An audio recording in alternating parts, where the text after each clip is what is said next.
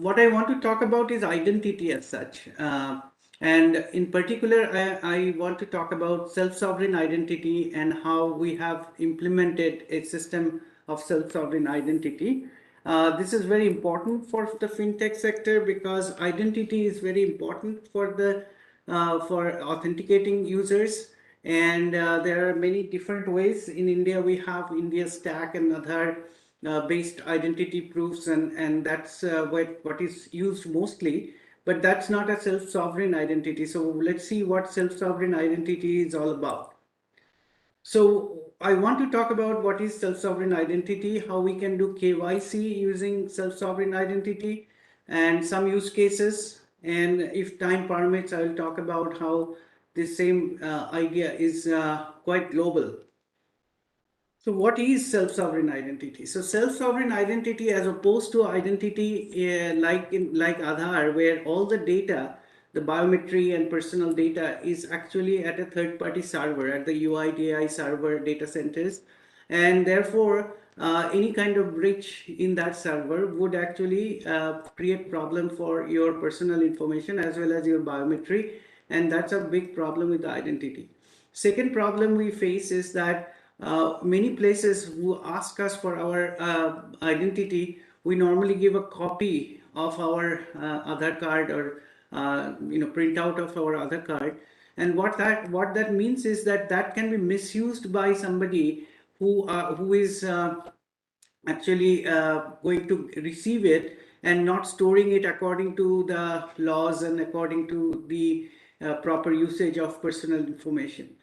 The third problem that you might face is that people might actually do surgery using Photoshop and other kinds of techniques to actually fake somebody's photo, etc., into somebody else's other ID, etc. So there are several problems, and unless you do a real online eKYC or offline eKYC, it's very difficult to control what happens to your information.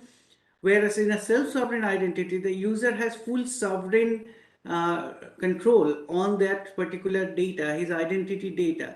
So data being under full complete control of the user, it can be shared or it can be actually not shared, but it can be proven to be his identity using techniques such as zero knowledge proof.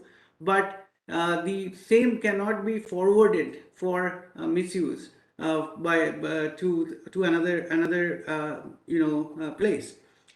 So this is based on the very standard idea called verifiable credentials.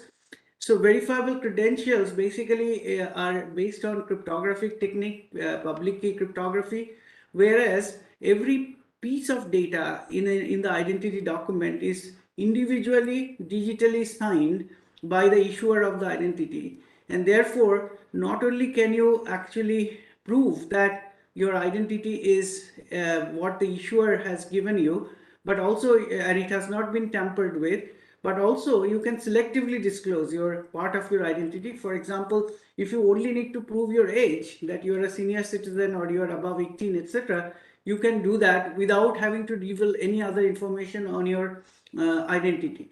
So that's what we call selective disclosure.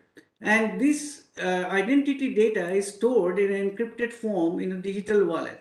And therefore, you can actually get a number of different self-sovereign identity from different issuers.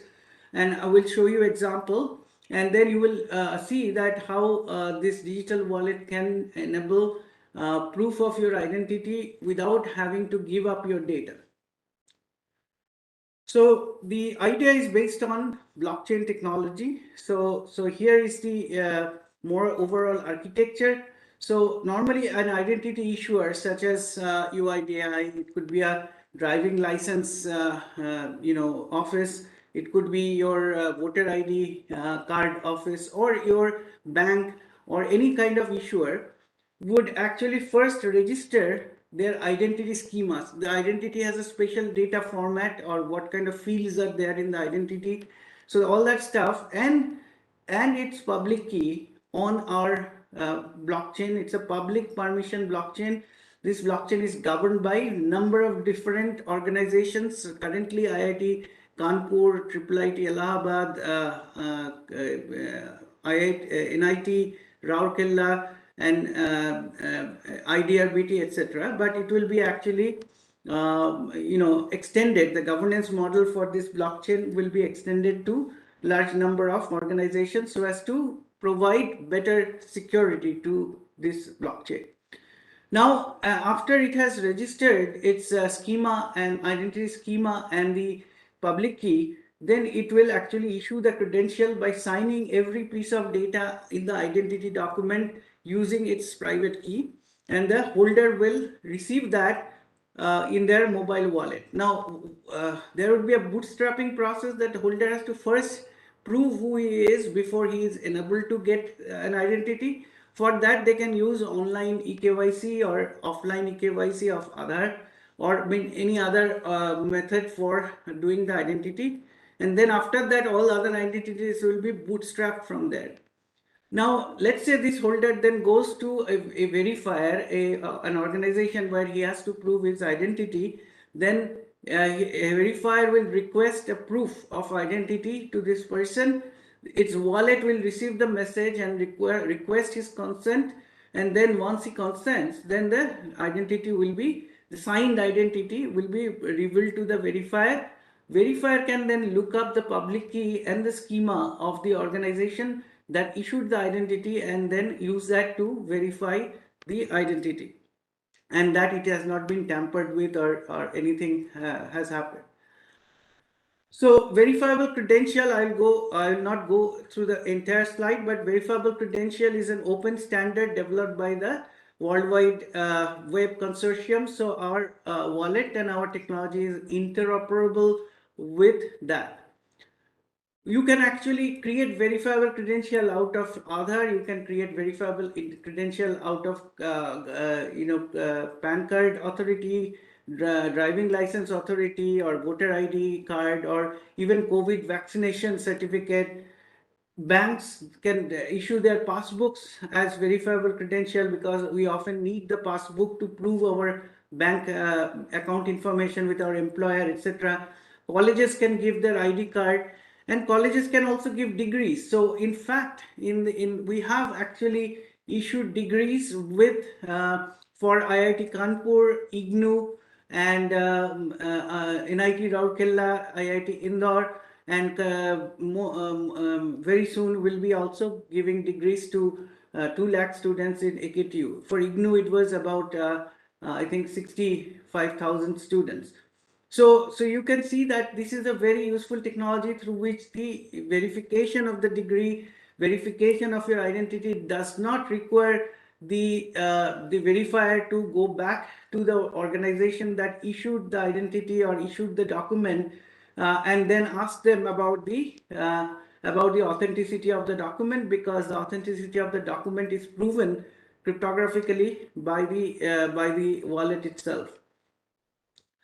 So verifiable credentials can be, as the picture showed, can be used by governments, educational institutes, banking institutes, companies, etc.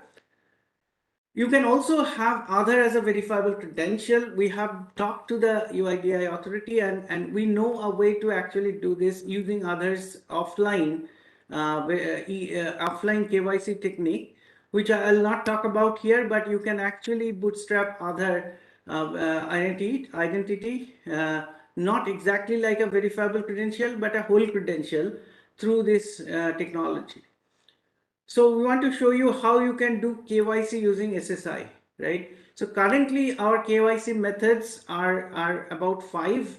One is in-person verification, another is Aadhaar-based online KYC, another is Aadhaar-based offline KYC, video customer identification process, and then there is a centralized eKYC, all of which are currently existing in India.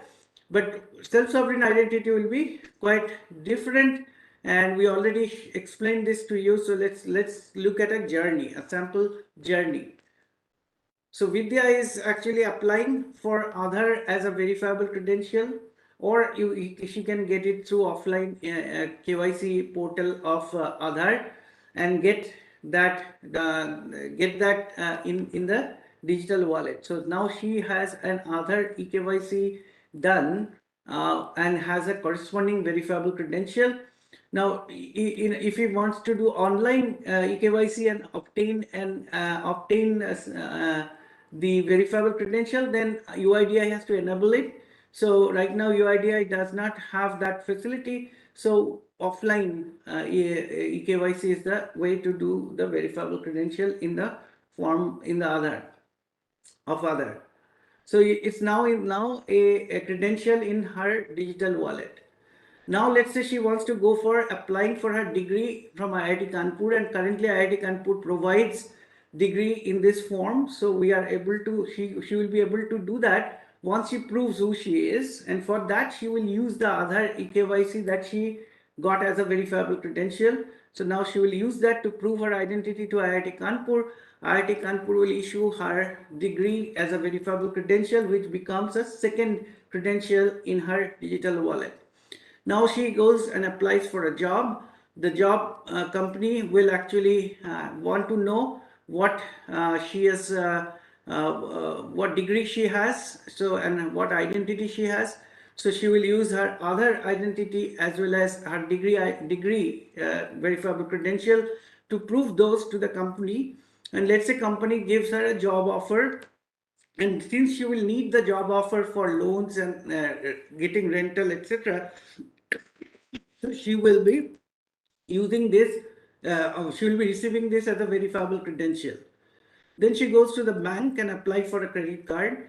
The bank does not need to now go and ask IIT Kanpur whether her degree is genuine, or receive a paper copy of her other document, etc., or has to call the company to know whether she really has the job. She will be able to prove all that cryptographically to the bank and instantly get the credit card. And the credit card itself can also be given as a verifiable credential, provided the merchants can accept this form of credit card by their credit card verifier.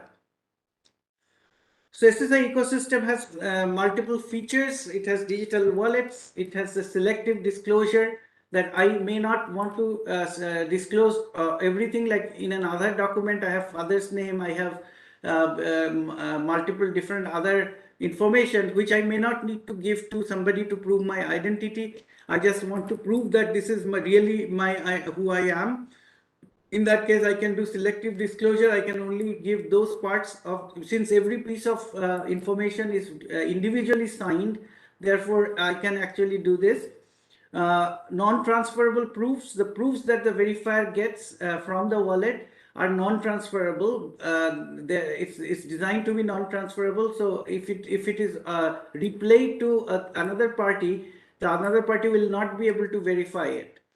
Zero knowledge proofs, sometimes you may need to prove something that you are above 18 or you're above 21 or you're above 65, etc. You don't need to really reveal your birthday. You can give a proof, a zero knowledge proof from the wallet to the verifier. You can do multi-credential proofs, like in case Vidya was actually using a multi-credential proof to prove her actual identity plus her degree. And in case of the bank, she was actually using a multi-credential proof, which basically had degree, her identity, her degree, and her job certificate. Secure private channels between the wallet and the verifier.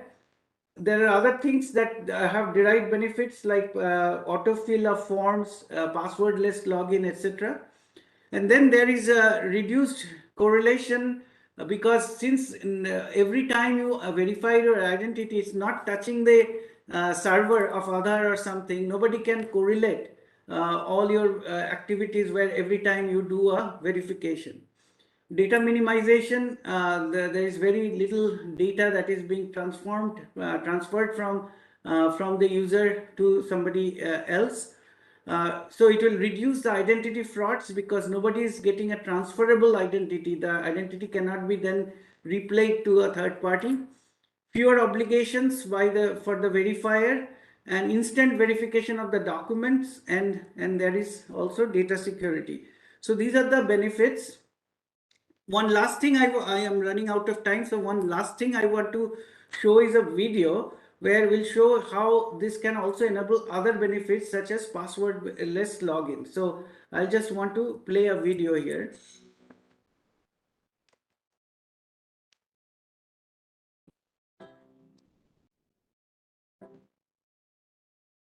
This is Jay. He has recently turned 18 and he wishes to apply for various services and documents that he can avail as an adult, such as driving license, voter card, and so on. He visits the portal for all of these services offered by different government institutions and quickly registers on all of these with different passwords. After going through all the rigorous time-taking processes, finally, he submits all his applications and goes to relax after a very long, tiring session. Few days later, to get an update of all his applications, Jay decides to check back his applications. But unfortunately, he finds it hard to recall all of them. As a result, out of despair, he keeps on trying to reset his passwords. So, can self-sovereign identity help Jay? Yes, definitely. Jay only needs to scan the QR code on the portal using the SSI application, and now he can quickly log in using his credentials. Now, he no longer has to remember all his multiple passwords. He uses a different identifier for all of these. Hence, no one can correlate his identity across services and track his activity.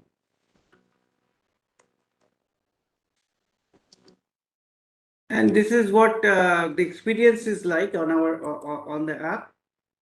So the site you want to log in will generate a QR code. You scan it using our app, and then the app will be sending a proof of your identity to the server, and then you will be logged in.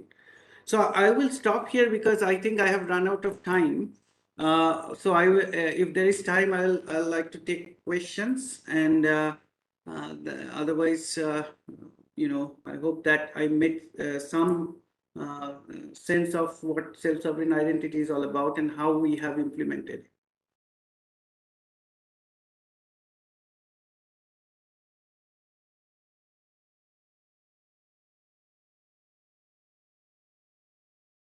Is there any questions?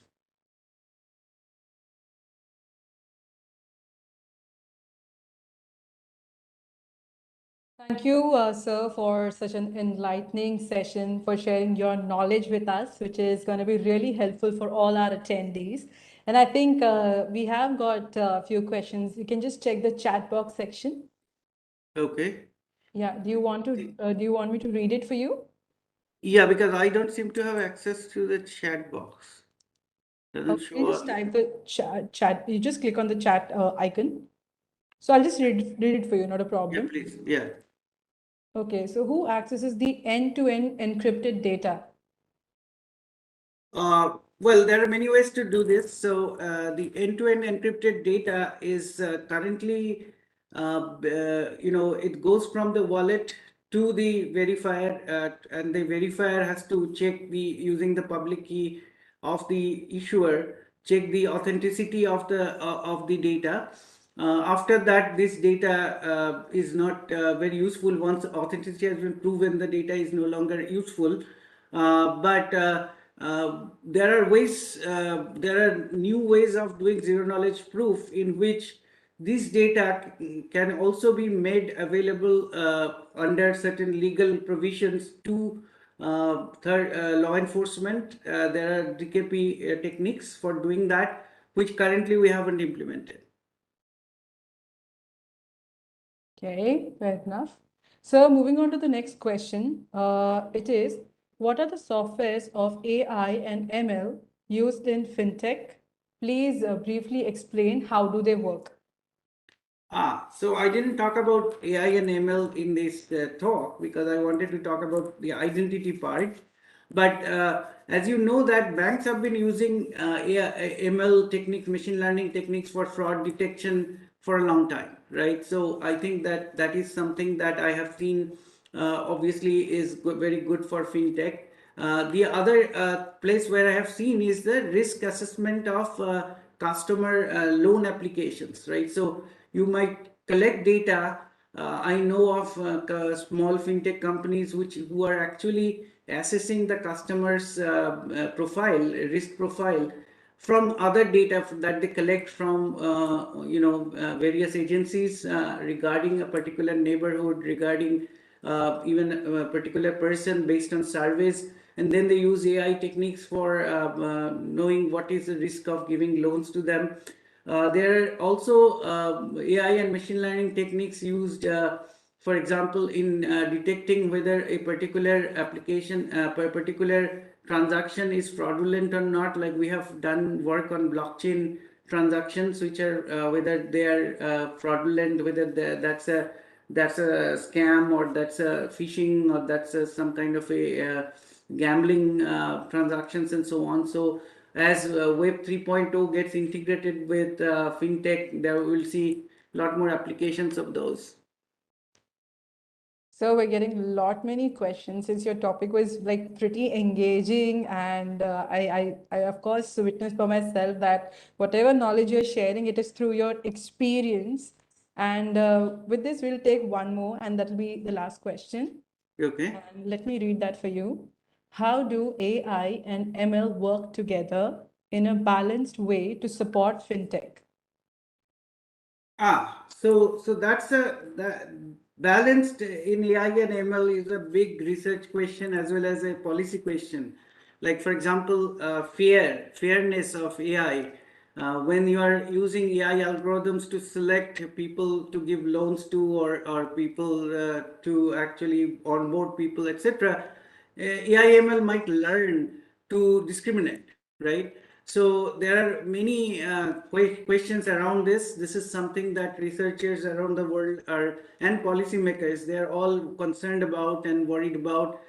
We have seen AI learning abuses in case of one particular case that Facebook had to shut it down. We have seen AI ML learning to promote hate speeches and other things, since because the reward seems to be higher there by in case of Facebook, etc. So AI and ML balance is a big question, big concern, and I would say that this is something that everybody should keep in mind, that AI ML is not a solution to everything, and if AI ML has to be used, it has to be fair and it has to be unbiased. And this question should be asked for any vendor that is giving you AI ML tool, because eventually otherwise the regulatory compliance violations for discrimination, etc., might come onto you, even though the algorithm is responsible. Fair enough. Thank you, Professor Shukla, for enlightening us with all your knowledge and sharing, like topping it up with your experience. It was so relatable, it was so engaging for all of us. Once again, I would like to thank you. Thank you. Thank you so much for inviting.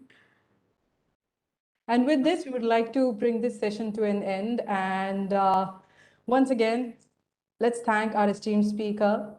And it was an honor to have you with us at Global FinTech Fest 2022.